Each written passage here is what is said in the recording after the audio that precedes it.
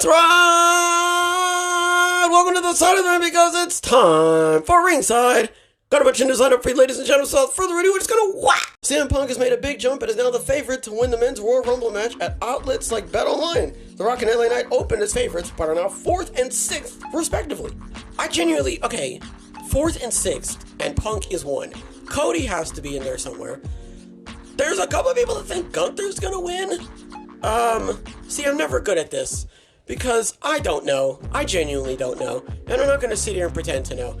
I feel like CM Punk doesn't have to win. I feel like the WrestleMania match with Seth Rollins for the World Heavyweight title is such a for show right-on that he doesn't even have to win the Rumble. I think that that is 100% something that you could build to without even him having to win the Rumble. If anything, you could have him be in the Rumble, lose, and still they could build to the match. So... but that's just me. I feel like, yeah, that's probably the most sure thing that's going to happen is Punk is going to win, and then he's going to challenge Seth, you know? And if not Punk, then some people in Wrestle Talk are saying that Cody might win the Rumble again, and that's how he could, you know, get the match at 40 again. And then some people are saying that Roman is going to win again. So... I mean, I don't 100% know, to be totally honest with you. I don't have a sports almanac for this sort of thing. So, it definitely seems like the best possible outcome, right? It seems like the most, like, for sure. Oh, I was about to say LA Knight, but I just read it, so never mind. So yeah, I mean, I don't 100% know, but if there's anyone who I feel like is the most, like, you know, sure win, it would definitely be Punk. So, I mean, I could be wrong. We could all be wrong. So, we'll have to wait and see. Sticking with the Rumble, women's Rumble odds haven't been as volatile, but Becky Lynch has moved into the favorite spot. Handicappers initially had Nia Jax and Raquel Rodriguez with the best odds of winning. So this is what you're supposed to do. You have to look at who's kind of floating around in the main event scene, and then you have to say to yourself, who could you see as the, main event, or like, not curtain jerker. We'll just say who's going to be the second to last or the last match on the card for nights 1 and 2 of WrestleMania. Nia Jax, Becky Lynch. It can't be Raquel Rodriguez because where has she been? Liv Morgan, Naomi, Shayna. I'd put Shayna in there. I'd have Shayna winning. Asuka, Kairi Sane. Some people are thinking that Bayley's going to win. You know, just sort of like, because I feel like somewhere around there is going to be when she's going to get kicked out of Damage Control, and that's going to be her face turn and all that sort of stuff. Maybe we could see a return of, like, you know, NXT's 2016 Bayley with the side ponytail type dealy. You know, that's what I'm saying. I don't know, because I feel like there's a lot of dynamics, right, and factors and what have you going into why they should win and where that puts them on the card and that sort of thing. So I don't think Becky's gonna win, because you gotta think, who's she gonna face? Like, Charlotte could come back. No, that's not true. Because who's she gonna face? Oh, you know what? You know, like, Jade could win. Jade Cargill could win. I would do Jade Cargill. If we're going to WrestleMania, I would do Jade Cargill over Becky Lynch, but that's just me. So, you know, it's entirely up in the air. I would low-key have Nia. I don't think I would ever win. I definitely ever, like, the final four, you would have Naomi, Lynch, Cargill. I do with the D. There's no D in it. Naomi, Lynch, Cargill, and somebody. Okay, Naomi, Lynch, Cargill, and Bayley. That would be my final four. But, you know, I don't know if that's something that they would end up doing. You know what I mean? No, like, this, it definitely, like, there's a lot you could do with this. So, at the end of the day, I don't personally know. So, like I said with the men's Royal Rumble, we'll just have to wait and see when it gets around. Next, according to the Wrestling Observer newsletter, both Sheamus and Xavier Woods are, quote, expected back over the next few weeks. PW Insider says Sonya Deville has been at the Performance Center recently trying to get ready for her return to WWE. No offense to Xavier Woods, but I'm more excited about Sheamus, and I'm really excited about Sonya Deville, because if you remember, she was out with an ACL injury, so I didn't think, well, I mean, she hasn't been back in quite some time, actually, and Chelsea Green, I mean, man, shout out to her, man, she's been holding on tight to those women's titles, so, I mean, that's not to say that, you know, when Sonya Deville does come back, that she won't, you know, maybe be slotted in that regard, or maybe they're gonna have her going like a singles push. She might come back in the Royal Rumble, you know. We'll just have to wait and see. But, the only reason why, I don't really say too much about Xavier Woods is because reportedly, he didn't have, any serious injuries. He was just banged up, like Ilya Dragunov. Still glad, that because he was banged up, they took him off the road. And, he's been getting better. And like I said, I can't wait to see him back with Kofi Kingston and all that sort of stuff and the great matches that they have and everything. Odds are Sheamus might be in the Rumble. I mean, if there's... I don't know. I mean, if you couldn't already tell, Brawling Brutes are done. So, obviously, when Sheamus comes back, maybe they'll have a little, dap each other up and then go their separate ways, because it sounds like Pete Dunne's coming back. Ridge Holland's moving around in NXT right now, so it wouldn't really make a whole lot of sense for them to just sort of gravitate back towards each other, like the delightful children from down the lane. Yeah, I mean, again, Sonya Deville likely may go on a singles run just because it seems like Chelsea Green and Piper Niven are kind of doing their thing right now. So, listen, all in all, I cannot wait for all three of them to come back. I'm incredibly excited for what, is in store for them. And, here's hoping they come back sooner rather than later. Moving over to NJPW, following up on the story of Tama Tonga leaving NJPW, the Observer says, quote, several other foreigners are looking at doing that as well because of, quote, the huge discrepancy in pay between New Japan with WWE and AEW. Now, Tama Tonga said that he was leaving because he wanted to work in the States because that was closer to his family, and I completely understand that. He said January was his last month with NJPW, so yeah, that makes a lot of sense. We're gonna go ahead and pivot over to what everybody else is saying and talking about how the pay is much different in New Japan. And I did not know that. And this is why I always say, I'm not the international bank of NJPW. I'm not NJPW's, accountant, AEW's accountant, WWE's accountant, right? I don't know how much money they have saved up, how much money they're spending, how much money they're giving to the contracted wrestlers, how much money is going into the sets, right? And what they're paying for the hotels and how everybody's getting over there, I don't know. I was under the assumption that NJPW had a decent chunk of change. But if multiple people, not just Tama Tonga, right, are going around and being like, hey, the WWE and AEW are looking pretty good right now, mainly due to the finances, then color me surprised. Hey, I didn't know that. So, listen, it's entirely up to them, right? I'm not their grandmother, their mother, their significant other, right? Okay? I can't tell them where to go and why they should go there. If they want to go somewhere due to the finances, that's perfectly up to them, right? I was talking about this with Mercedes Moné. You wanted to go to AEW, you stopped going to AEW. You wanted to go to WWE, you stopped going to WWE. You wanted to go to WWE because of the money, and that fell through, and I presume it was because of the money. And now you're going back to AEW. Does AEW have more money than WWE? I don't know. Could have fooled me. I'm just being honest with you. So, listen, wherever anybody decides to go, be it for the roster or, because it works closer to the States, like Tama Tonga wants to do, right? Be it because they don't want to work in the States anymore, right? Like, shout out to Nick Nemeth, he showed up on TNA. Why did he show up on TNA and not AEW? His brother was at AEW. Why didn't he go there?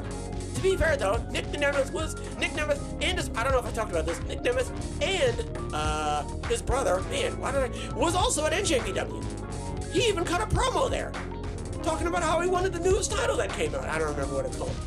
So, there's a lot of different reasons, right? Why everybody wants to go all these different places and what have you, and the reasonings for being there, So, I mean, all in all, I said all that to say, whatever Tama Tonga and the foreigners of NJPW decide to do, it's completely up to them. And hopefully, wherever they decide to go, they're more happy than they presumably were in NJPW. Moving back to WWE, Gable Steveson is scheduled to continue working SmackDown Dark matches, says Insider, but isn't currently part of WWE's plans for this year's Royal Rumble match. Between you and me, I feel like I know why. I feel like you know why as well. And I feel like WWE knows why, due to his, quote-unquote past, right? And I think more people are aware of his past. And if I remember correctly, I swear there was a video that I saw on X, and it was like, he came out for a dark match and people were booing him, if I remember correctly. And with that type of reception, it kind of makes a lot of sense that, WWE hasn't really been doing anything with him as of late. The last time he was here, he was on NXT. And I feel like it's almost as if WWE has like a sunk cost fallacy in Gable Steveson. I mean, he was running around WrestleMania 39, and he's been kind of like peppered in here and there with WWE. And I feel like because WWE has like I don't even know what to say. We're just gonna say invested themselves into him. They almost want to see him through just to sort of see like if they can, like turn him around in some way. But I don't think that's the case. And also, I don't want him to be on camera for a multitude of reasons, right? And that's just my opinion. I would argue that there's a couple people out there that look at Gable Steveson and they say to themselves, you know what? I'd like to see him as a champion. Now, I don't agree with them, but that's my prerogative, right? And I feel like WWE are kind of thinking the same thing. Like, look, we're going to put the belt on him. A belt. We're not going to say which one, right? And we're going to see how he looks with it. If we don't like it, we'll take it off of him and we'll get him the hell out of here. I don't 100% know. Now, I could be wrong in the whole how WWE is currently looking at Gable Steveson perspective. But, again, like I said, if the reason why he's on dark matches is because of his past incursions, right? Then that makes a whole lot of sense. So, he's not going to be at the Rumble. I doubt he's going to be at Mania if he's not going to be at the Rumble. So, I'm very curious to see what they end up doing with this guy. Finally, people within WWE are closely monitoring Kevin Patrick's performance as lead announcer on SmackDown without Michael Cole. It's believed Patrick needs to make a strong showing to solidify his position on the show. He has improved. He has. He's gone from being the, third wheel in a two-man group, to now he actually, if you listen, he is actually trying to, push himself to the forefront. And I completely respect him for that. And I am glad that in a way he is improving. I think the problem is that he is on the desk with guys like Michael Cole and Corey Graves, right? So he's swimming around with guys who have been swimmers all their life, and he just jumped into the pool. You know what I mean? And the way that y'all have been cooking this poor man on the internet, man, the way the Botchamania just calls him default commentator.jpg, and I understand, and I'll tell you why. He almost doesn't have an allegiance. Like, Michael Cole has gone on record to have allegiances, right? And Wade Barrett, he also has an elite, they have a personality. And it almost feels like Kevin Patrick is kind of just taking the safe road when it comes to I don't know, it just feels like he's not really doing anything. I don't know how to explain this. I don't. What new thing could he do? He could be the heel commentator or the face commentator, but how different could that possibly be? I don't want him to leave. I don't hate him that much. I don't even hate him. He definitely could be better, right? And but at the same time, he could improve. And if you ask me, gun to my head, I don't really know what he could do, right? I don't know. But that's what I'm saying. Maybe it's his voice. Maybe it's his inflections. Maybe it's the fact that he just doesn't sound like it. The moves. I don't know, man. I don't know. He has improved. And I feel like the only way for him to get better is to keep being on the commentary booth. And I'm excited, right? And I would like to see more of him. I would like to see more of him. So I think that they should keep him on. What do we talk about? Odds are Punk is winning the Rumble. Rock and LA Knight opened as favorites. Now they're 4th and 6th. Let's see. Cody, Orton, Andrade, probably not Andrade. I don't know. The men's Rumble, I'm not 100% sure. And again, I feel like even if CM Punk doesn't win, you could still have the match with him and Rollins at Mania. Women's Rumble odds haven't been as volatile. Lynch has moved into the favorite spot. Handicappers initially had Jackson Rodriguez with the best odds of winning. So, Cargill, Jax, Lynch, and Bailey are my final 4 for the women. I don't know who's going to win out of that. I would pick Cargill but that's just me. Okay, Sheamus, Woods, and Sonya Deville are planning on coming back at some point down the line. It sounds like they may. I feel like Woods might show up before then. I don't think that you need to keep Woods, off of TV for that long. I think maybe Sonya might come back, but I don't know if she might make it. I don't 100% know. Sheamus, I feel like you could definitely have him show back up at the Rumble, you know. But who knows? You know, maybe all three of them may come back before the Rumble, or maybe maybe all three of them will come back. At the Rumble, we'll have to wait and see. Tama Tonga's leaving HAPW. Now, he's going back because he wants to be closer to his family. But several other foreigners are looking at doing that because the huge discrepancy in pay between New Japan and with WWE and AEW. Now, again, that's their prerogative, right? If they don't want to be there because they're not getting paid enough, that's perfectly fine. And hopefully, wherever they decide to go, they're more, you know, financially satisfied. Cable Steve Skin is scheduled to continue working SmackDown Dark matches, says Insider. Not currently part of the Royal Rumble. Again, I feel like I know why. I could be 100% wrong, but, you know, if they're not doing it because of what I think they're not doing it for, then that makes a whole lot of sense. And people within WWE closely monitoring Kevin Patrick's performance as lead announcer without Michael Cole. And Patrick needs to make a strong showing to solidify his position. He's not great. He has improved, and he could be doing better, and I don't think he should leave or be kicked off the commentary team because of it. I think he needs to spice up his personality a little bit. Maybe, you know, I don't know, maybe have allegiances with a couple people here and there, but that's just me. So, yeah. Other than that, folks, that's gonna do it for this episode. Hopefully everybody has a wonderful tonight and a wonderful tomorrow. And as always, big hugs all around.